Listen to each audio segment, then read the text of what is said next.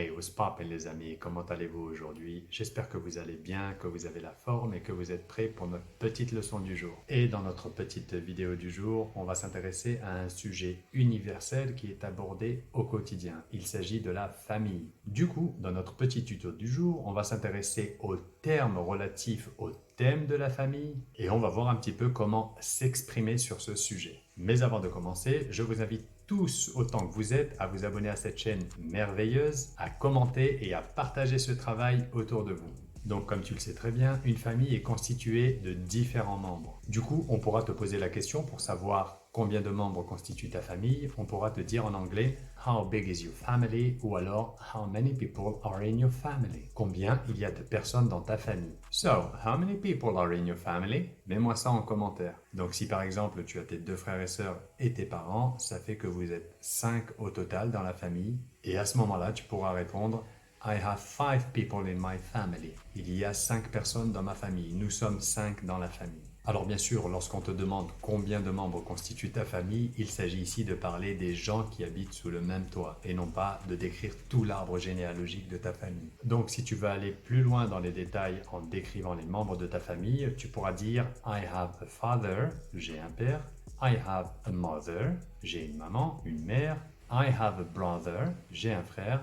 And I have a sister, j'ai une sœur. Probablement, tu dois te dire, ouais, mais dans l'exemple, tu as dit que vous êtes 5 dans la famille. Can you count? Alors oui, je confirme les 4 membres que je viens de te décrire et moi-même. 4 et 1, 5. I have 5 people in my family. Alors généralement, tu as une maman et un papa, mais tu n'as pas plusieurs mamans et plusieurs papas. Par contre, tu peux avoir plusieurs frères et ou plusieurs sœurs. Donc si tu as un frère, tu diras I have one brother. Et si tu as 2 frères, bien évidemment, il faudra mettre un S à la fin, puisque brother est un nom dénombrable, c'est-à-dire que l'on peut compter. Donc tu rajoutes un S au pluriel, mais en termes de prononciation, ça sonne un petit peu différent. Tu diras pas I have 2 brothers, tu diras I have 2 brothers.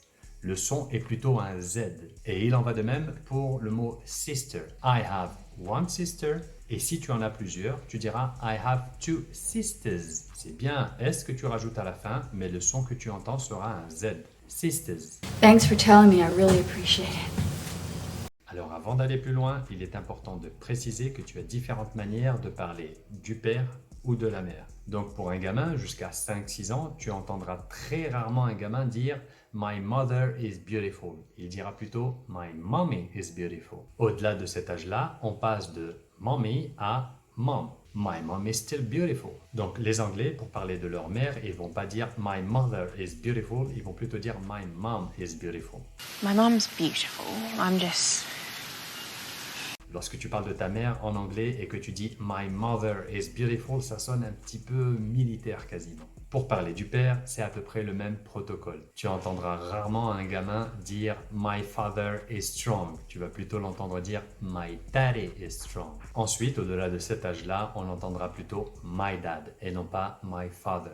My dad is just still so angry at her. Du coup, si tu veux répondre de façon plus naturelle à la question « How many members are in your family ?» tu pourras dire « I have a mom and a dad, and I have one brother and one sister » ou alors « I have 2 brothers and 2 sisters ». N'oublie pas, au pluriel, c'est un son Z qu'on doit entendre. Tu n'es pas sans savoir que dans certaines familles, on peut retrouver les grands-parents qui vivent sous le même toit. Alors, comment on dit grand-mère en anglais? On va dire grandmother. Du coup, je suppose que tu es capable de déduire comment on dit grand-père.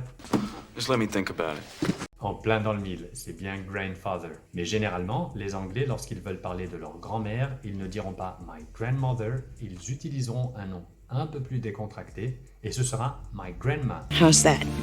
Thank you, Grandma. Pareil pour le grand-père, lorsqu'ils feront référence à ce dernier, ils ne diront que très rarement my grandfather, ils diront plutôt my grandpa. Where's Grandpa? Donc si c'est ton cas et que tu as des grands-parents, tu constitues pour eux un petit enfant. Et pour dire petit enfant, en anglais, on va pas dire small child ou alors little child, on va dire grandchild. Et attention, si tu veux dire grandchild au pluriel, ce ne sera pas grandchild, ce qui est complètement faux, ce sera grandchildren. I get it now.